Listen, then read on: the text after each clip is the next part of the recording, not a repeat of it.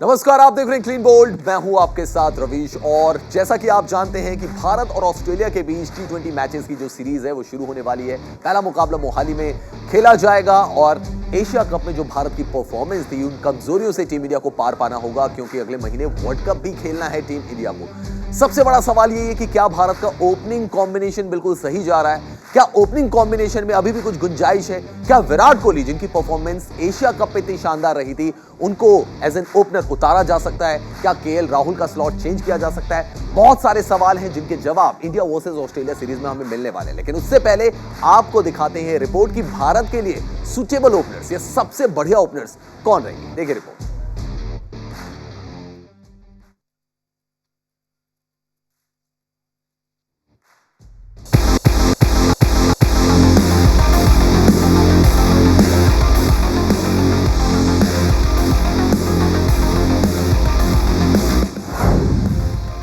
राहुल की ओपनिंग ने बिगाड़ा प्लान। सुस्त बल्लेबाजी ने उड़ाया चैन। फॉर्म ने नाम किया खराब। सस्ते में निपट रहे जनाब। केएल राहुल भारतीय क्रिकेट टीम का वो सितारा जिसने बड़े बड़े गेंदबाजों का भूत उतारा। वो ओपनर जिसने दिग्गज बॉलर्स को ललकारा, पर अब वो बन गया है बेचारा, क्योंकि फॉर्म ने कर लिया है किनारा। जी हाँ, कमाल लाजवाब राहुल के नाम से मशहूर भारतीय सलामी बल्लेबाज केएल राहुल की मौजूदा फॉर्म टीम इंडिया के लिए सिरदर्द बन गई है। राहुल की फ्लॉप ओपनिंग ने टीम का प्लान बिगाड़ दिया है और हिटमैन का चैन उजाड़ दिया है। इस बीच राहुल की जगह विराट कोहली से ओपनिंग कराने की डिमांड की जा रही है। हालांकि राहुल अपने ओपनिंग स्लॉट को लेकर सेंसिटिव नजर आ रहे हैं। ये जग जाहिर है कि राहुल फिलहाल उस फॉर्म में नजर नहीं आ रहे हैं जो उन्हें वर्ल्ड क्लास प्लेयर बनाती है। फिर चाहे उनके हालिया एशिया कप के प्रदर्शन की बात करें या जिम्बाब्वे जैसी लो रैंकिंग टीम के खिलाफ परफॉर्मेंस की। राहुल ने एशिया कप के 4 मैचों में 122 के स्ट्राइक रेट से 132 रन बनाए थे, जिसमें एक अर्धशतक शामिल था। वहीं जिम्बाब्वे के खिलाफ 3 मैचों की वनडे सीरीज के 2 मैचों में राहुल ने 60 के स्ट्राइक रेट से 31 रन बनाए थे। चोट और हर्निया की सर्जरी के बाद इंटरनेशनल क्रिकेट में वापसी कर चुके राहुल का ये अंदाज फैंस को नाराज कर रहा है और राहुल की सुस्त बल्लेबाजी पर टीम मैनेजमेंट भी ऐतराज कर रहा है। हालांकि आउट ऑफ टच होने के बावजूद टीम मैनेजमेंट ने राहुल पर भरोसा जताते हुए उन्हें बड़ी जिम्मेदारी सौंपी है। राहुल को ऑस्ट्रेलिया के खिलाफ 3 मैचों की T20 सीरीज और T20 वर्ल्ड कप के लिए टीम का वाइस कैप्टन बनाया गया है। ऐसे में राहुल को अब ऑस्ट्रेलिया के खिलाफ आगामी T20 सीरीज और T20 वर्ल्ड कप में शानदार वापसी करनी होगी और कमी भरनी होगी। Sports desk, news India.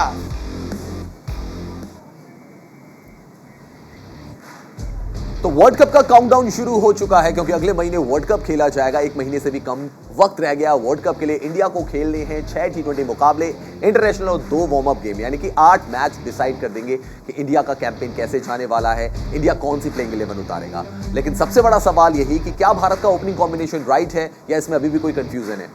आपके हिसाब से ओपनिंग कॉम्बिनेशन राइट है? रोहित शर्मा, केएल राहुल, या आपको लगता है कि इसमें कुछ ऐड ऑन कर सकती है भारतीय क्रिकेट टीम? देखिए रवीश, ये चीज़ ना पिछले 10 महीने से हम देख रहे हैं कि क्या हम कॉम्बिनेशन बना पाएंगे, क्या होगा।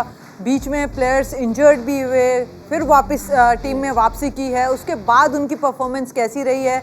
तो ये सारी चर्चाएं हम काफ़ी लंबे समय से कर रहे हैं और मुझे ये लगता है कि जब आपके पास एक ऐसा प्लेयर है जिसको एक्सपीरियंस भी अच्छा है, आप आईपीएल की टीम में भी टीम को कप्तानी कर रहे थे वहाँ पर, और उसके बाद आपकी अच्छी बल्लेबाजी भी हुई वहाँ, और अब जब इंजरी के बाद आए हैं और उसके बाद जिम्बाब्वे का आपका दौरा इतना अच्छा नहीं रहा, लेकिन देखिए एशिया कप में जाते जाते रन्स जरूर बनाए हैं, तो ये एक कॉन्फिडेंस देता है मैनेजमेंट को। तो मुझे लगता है कि वर्ल्ड कप में जो भी बैटिंग ऑर्डर है जिस तरह से भी है उसको ना ही चेंज करे तो ज़्यादा बेहतर होगा रवीश, क्योंकि चेंज ना काफ़ी हो चुके हैं। अब ये एक जो मैं कहूँगी बैटिंग ऑर्डर है ना, जो सेटल होता हुआ आ रहा है, चाहे उसमें अब प्लेयर है जो परफॉर्म कर रहा है नहीं कर रहा है वो आगे देखना होगा। लेकिन आंकड़े लतिका ये बता रहे हैं कि हम केएल राहुल की जहां तक बात करें, आंकड़े बता रहे हैं कि जो भी उनको मैचेस मिले उसमें स्ट्राइक रेट उनका इंप्रूव नहीं था। दूसरी तरफ विराट कोहली जो इतनी जबरदस्त फॉर्म के साथ आए और ओपन करते हुए उन्होंने शतक लगाया, तो एक बड़ा दावा तो उन्होंने भी पेश कर दिया है विराट कोहली ने। और अगर टीम मैनेजमेंट चाहे, अगर उनको लग रहा है कि एक ओपनर हमारा सेट नहीं खेल रहा है,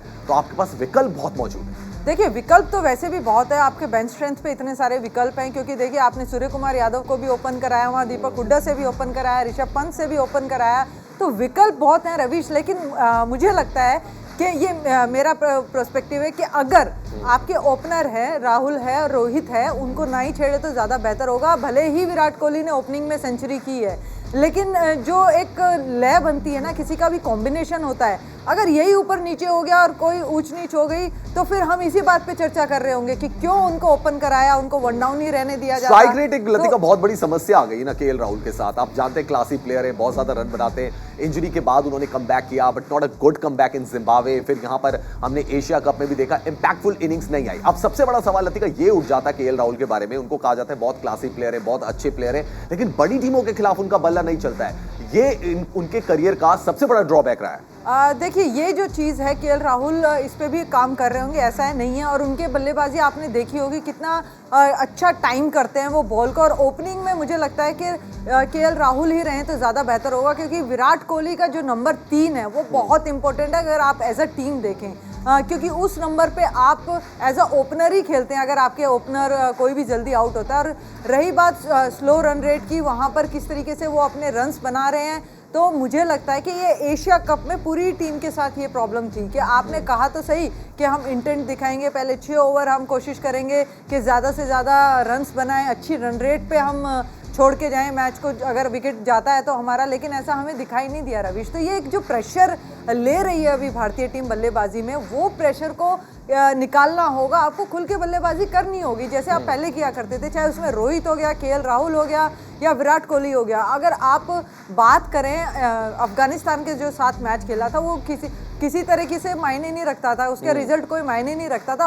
और उस मैच में देखिए केएल राहुल जो है उनके भी स्कोर आया और विराट कोहली का शतक भी आया, तो ये चीज दर्शाता है कि जब लतिका एक सजेशन जो आ रहा है वसीम जाफर की तरफ से, उनका सजेशन ये कि आपने ऋषभ पंत को ट्राई किया था, why not Rishabh Pant in the opening slot, क्योंकि आपके पास एक तो लेफ्टी राइटी कॉम्बिनेशन बन जाएगा। नंबर 3 आप खिलाइए विराट कोहली को और नंबर 4 आप लेकर आइए केएल राहुल को, और अगर नंबर 5 आपको किसी को खिलाना है तो वो सूर्य कुमार यादव हो सकते हैं। तो व्हाई नॉट ऋषभ पंत, उनको क्यों नहीं ट्राई कर सकते हम? हमने 1-2 मैचेस में उनको ट्राई किया एज एन ओपनर, एक लेफ्टी राइटी कॉम्बिनेशन भी आपका सेट हो जाएगा। और आप अगर चाहते हैं कि टॉप ऑफ द ऑर्डर भी आपके पास एक लेफ्ट हैंडर रहे तो ऋषभ पंत उस कमी को पूरी कर सकते हैं। पावर प्ले में जब फील्डिंग रिस्ट्रिक्शंस होती है, उनके शॉट्स जो है वो बाहर जा सकते हैं, आपको रन अर्न कर सकते हैं। देखिए फिर केएल राहुल कहाँ बल्लेबाजी करेंगे अगर वो 1 डाउन आते नंबर हैं या 4 2 डाउन आते हैं, नंबर 4 आते हैं, तो नंबर 4 आपको लगता है कि उस टाइम पे केएल राहुल वो इम्पैक्टफुल अपनी इनिंग खेल पाएंगे जो वो एज अ ओपनर खेलते हुए आ रहे हैं? तो मुझे ये जो चीज़ है ना रवीश, ये बहुत कॉम्प्लिकेटिव है कि आप किस नज़रिए से देखते हैं। ऋषभ पंत को आप ओपन ज़रूर कराएंगे, बहुत बेहतरीन बल्लेबाज हैं,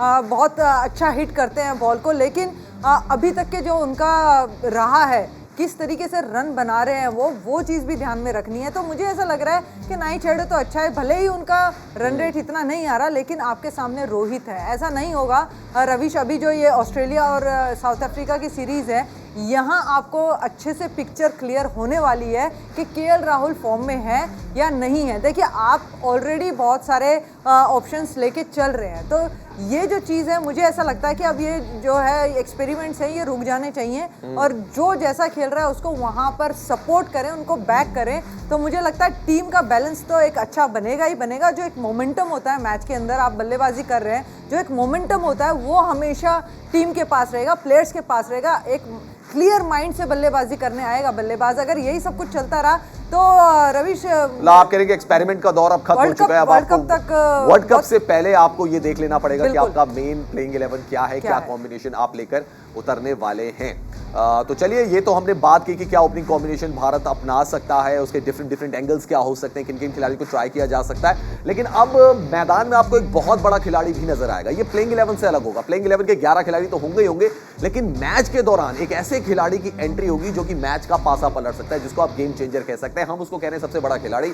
बीसीसीआई ने तो सोच लिया है कि वो एक नए खिलाड़ी को इंट्रोड्यूस करेगा प्लेइंग 11 के अलावा, लेकिन सबसे पहले एक्सपेरिमेंट किया जाएगा डोमेस्टिक क्रिकेट में। अगर वह कामयाब रहता है तो फिर आईपीएल में भी आप देखेंगे कि एक एक्स्ट्रा प्लेयर जो है इंक्लूड हो जाएगा प्लेइंग 11 में। अब क्या है पूरा मामला, क्या नया रूल लेकर बीसीसीआई आ रही है, आइए आपको दिखाते हैं।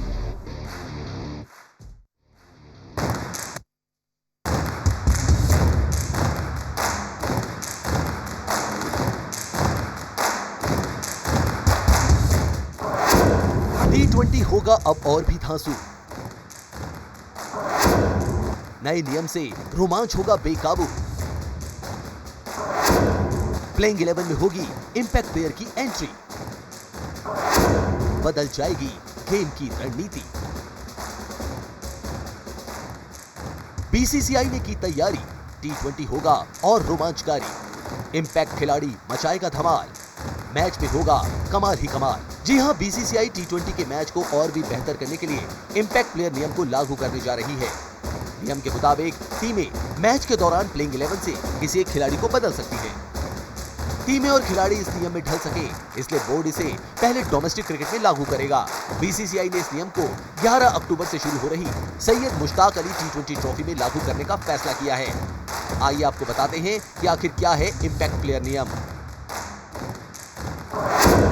इंपैक्ट प्लेयर का नियम T20 मैचों में लागू होगा। हर टीम में 4 इंपैक्ट खिलाड़ी होंगे। कप्तान को टॉस के वक्त प्लेइंग 11 के साथ 4 इंपैक्ट खिलाड़ी बताने होंगे। चौथे ओवर से पहले इंपैक्ट खिलाड़ी को शामिल किया जाएगा। प्लेइंग 11 से बाहर गया खिलाड़ी मैच में वापस नहीं आएगा। अगर कोई टीम गेंदबाजी के दौरान किसी ऐसे गेंदबाज के बदले में इंपैक्ट प्लेयर को लाती है जो अपने ओवर पूरे कर चुका है, तो इसका प्रभाव इंपैक्ट प्लेयर पर नहीं पड़ेगा। इंपैक्ट प्लेयर भी 4 ओवर गेंदबाजी कर सकेगा। बल्लेबाजी टीम के लिए इंपैक्ट प्लेयर का इस्तेमाल विकेट गिरने या इनिंग ब्रेक के दौरान होगा। टीम को इस बारे में चौथे अंपायर को बताना होगा। फिलहाल T20 में टीमों को प्लेइंग 11 के खिलाड़ियों के साथ ही 12वें खिलाड़ी का नाम भी देना होता है। 12वें खिलाड़ी का इस्तेमाल फील्डिंग के दौरान टीमें करती हैं, लेकिन 12वां खिलाड़ी ना तो बल्लेबाजी, न गेंदबाजी और न ही विकेट कीपिंग कर सकता है। आपको बता दें कि आईसीसी ने साल 2005 में एक सुपर सब नियम को लागू किया था, जिसके अनुसार टीमों को 12वां खिलाड़ी रखने की इजाजत थी। टीमें मैच के दौरान प्लेइंग 11 में किसी एक खिलाड़ी की जगह पर उसका इस्तेमाल कर सकती थी। इस नियम के मुताबिक सुपर सब को सिर्फ एक ही चीज करने की इजाजत होती थी, यानी सुपर सब किसी बल्लेबाज के बदले लाया गया है तो वो बल्लेबाजी कर सकता था, गेंदबाजी नहीं। अगर गेंदबाज के तौर पर शामिल किया गया है तो वो केवल गेंदबाजी ही कर सकता था, फील्डिंग नहीं। हालांकि आईसीसी का ये नियम फ्लॉप रहा और नियम को 9 महीने बाद ही आईसीसी ने खत्म कर दिया था। लेकिन अब बीसीसीआई एक्सपेरिमेंट करने जा रही है और अगर ये एक्सपेरिमेंट कामयाब रहता है तो फिर ये आईपीएल में भी लागू होगा।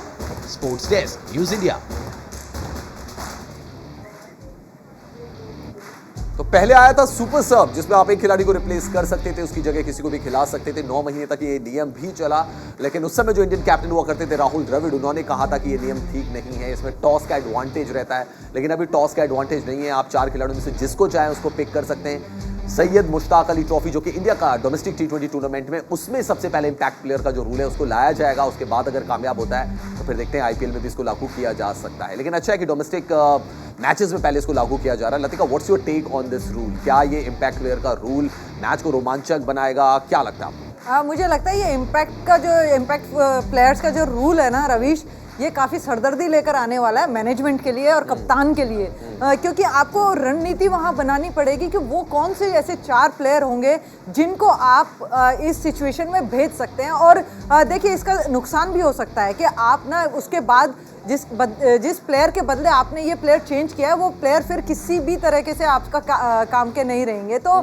ये एक खास बात रहेगी कि आप ये जो चीजें ये है ना, अगर आपको लग रहा है कि ये गेंदबाज की बल्लेबाजी आने वाली है, हमारे किसी काम का नहीं, हमें बल्लेबाजी तो वैसे भी नहीं करानी, फॉर एग्जांपल यूजी चहल है, तो आप उनकी जगह बैट्समैन को इंट्रोड्यूस कर दीजिए वहाँ लेकिन पर। फिर यूजी चहल का कोई काम नहीं है मैच में उसके बाद। ये चीज़ रविश हो सकता है कि नुकसान भी दे सकती है, क्योंकि देखिए अगर आप फर्स्ट इनिंग में इस तरह के यूज़ कर रहे हैं तो बहुत सब सोच समझ के आपको करना है, क्योंकि उसके बाद आपको फील्डिंग भी करनी है और वहाँ आप इसका इस्तेमाल कब करना चाहेंगे, कैसे करना चाहेंगे, ये जो चीज़ें हैं रविश, ये मैनेजमेंट के ऊपर एक सरदर्दी की तरह आने वाला है। अच्छा नहीं है, मैं ठीक है, आप एक एक्सरसाइज कर सकते हैं इसके साथ कि क्या ये जो मैचेस को और रोमांचक बनाएगा या फिर किसी तरह की कंफ्यूजन क्रिएट करेगा। तो वो देखिए आईसीसी ने भी लागू किया जब था। आईसीसी सुपर सब लेकर आई थी, सुनील गावस्कर उस समय टेक्निकल कमेटी के हेड हुआ करते थे, उन्होंने ये नियम इंट्रोड्यूस किया गया था।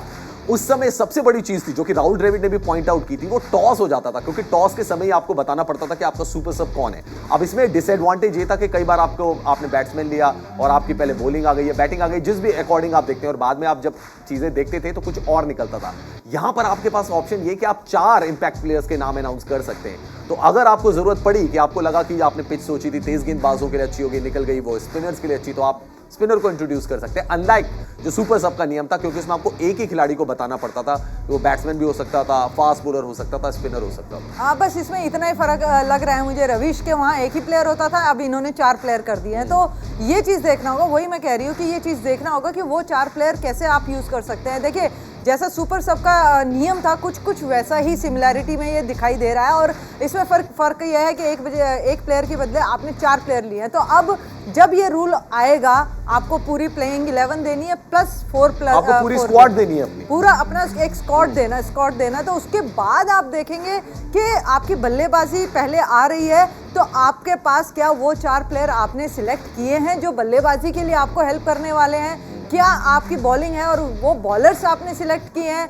तो यहाँ पे भी ये कंफ्यूजन रहने वाला है रविश, क्योंकि देखिए एक टीम है, उसके अंदर आप ऑलराउंडर होता है, प्योर बैटर होता है, विकेट कीपर भी होता है। तो ये जो सारी चीज़ें हैं, ये जो समीकरण जब बनेंगे तब देखना होगा कि आप इन 4 प्लेयरों को कहाँ यूज़ कर सकते हैं। तो मुझे ये लगता है कि ठीक है, हम अप्लाई कर रहे हैं इस चीज़ को, लेकिन आने वाले समय में क्या ये हमें वो रोमांच दे पाएगा, वो एक्साइटमेंट दे पाएगा। फुटबॉल में आपको पता है लतिका सब्स्टिट्यूशन होते हैं, 3 सब्स्टिट्यूट आप ले सकते हैं, हॉकी में आप 5 सब्स्टिट्यूट ले सकते हैं। आई नोट इन क्रिकेट यहाँ पे भी एक ही सब्स्टिट्यूट लेना है, बट नाम 4 के आपको डिस्क्लोज करते हैं। देखिए रविश, T20 ऑलरेडी हिट है और उसमें अब आप और ज़्यादा मसाला डाल रहे हैं, तो चलिए ठीक है, मसाला तो डाल रहे हैं, लेकिन वनडे का क्या, वो तो छुपता चला जा रहा है। अगर उसमें कुछ इस तरह की चीज़ें आए तो हो सकता है कि लोग उसको देखना पसंद करें। तो ये एक चीज़ है, ठीक है, अभी देखते हैं किस तरीके से ये सीज़न जाता है, उसमें क्या चीज़ें लाते हैं इसमें। और अगर ये सक्सेसफुल रहा, देखिए आईपीएल में आएगा ज़रूर, अगर यहाँ डोमेस्टिक में सक्सेसफुल रहा,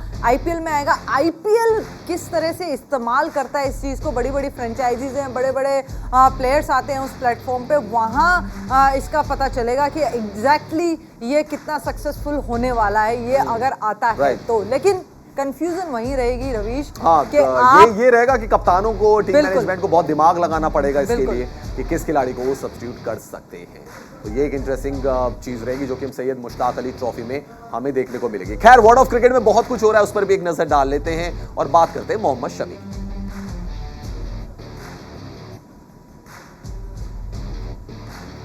T20 वर्ल्ड कप के लिए टीम इंडिया का ऐलान हो चुका है। 15 सदस्य टीम में तेज गेंदबाज मोहम्मद शमी को जगह नहीं दी गई है, लेकिन इस टीम में एक बड़ा बदलाव होने की संभावना बताई जा रही है। वर्ल्ड कप स्क्वाड में रिजर्व खिलाड़ियों के रूप में शामिल मोहम्मद शमी टीम इंडिया का हिस्सा बन सकते हैं।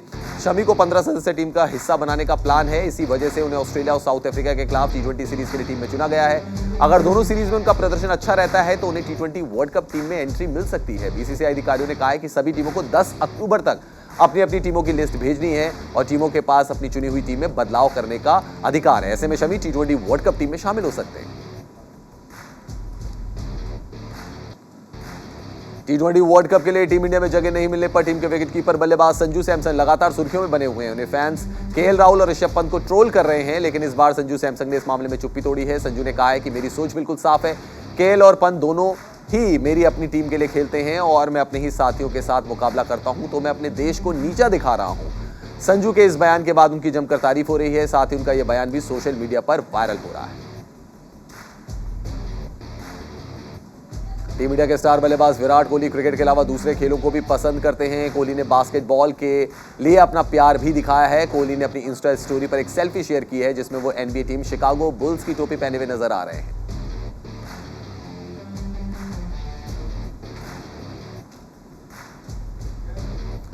टीम इंडिया के पूर्व कोच रवि शास्त्री ने अपने कोचिंग करियर को लेकर बयान दिया है। रवि शास्त्री ने कहा है कि वो दूसरी बार ये काम नहीं करना चाहते हैं। उनका मानना है कि एक कोच के रूप में उन्हें जो करना था वो उन्होंने 7 साल में टीम इंडिया के कोच रहते हुए कर लिया है। अब उनकी इच्छा है कि एक दर्शक के रूप में वो खेल का मजा लें। आपको बता दें कि रवि शास्त्री 7 साल तक टीम इंडिया के कोच रहे। बतौर कोच उन्होंने ऑस्ट्रेलिया में 2 बार टेस्ट सीरीज जीती। उनसे पहले कोई भी भारतीय कोच एक बार भी ऑस्ट्रेलिया में टेस्ट सीरीज नहीं जीत पाया था। कोलकाता के ईडन गार्डन्स में इंडिया महाराज ने वर्ल्ड जायंट्स को 6 विकेट से हरा दिया। टॉस जीतकर पहले बल्लेबाजी करते हुए वर्ल्ड जायंट्स ने 20 ओवर में 8 विकेट खोकर 170 रन बनाए थे, जिसके जवाब में इंडिया महाराज ने 18.4 ओवर में 4 विकेट के नुकसान पर 175 रन बनाकर टारगेट हासिल कर लिया। इंडिया महाराजा की तरफ से तन्मय श्रीवास्तव ने 54 और यूसुफ पठान ने 50 रन बनाए। ऑस्ट्रेलिया के पूर्व तेज गेंदबाज मिचेल जॉनसन ने इंडिया के T20 वर्ल्ड कप स्क्वाड में कमी निकाली है। मिचेल जॉनसन ने कहा है कि ऑस्ट्रेलिया की पिचों के लिए इंडिया की टीम के पास कम तेज गेंदबाज हैं। इंडिया को 3 तेज गेंदबाज रखने पड़ेंगे और ऐसे में एक गेंदबाज उन्हें कम लग रहा है।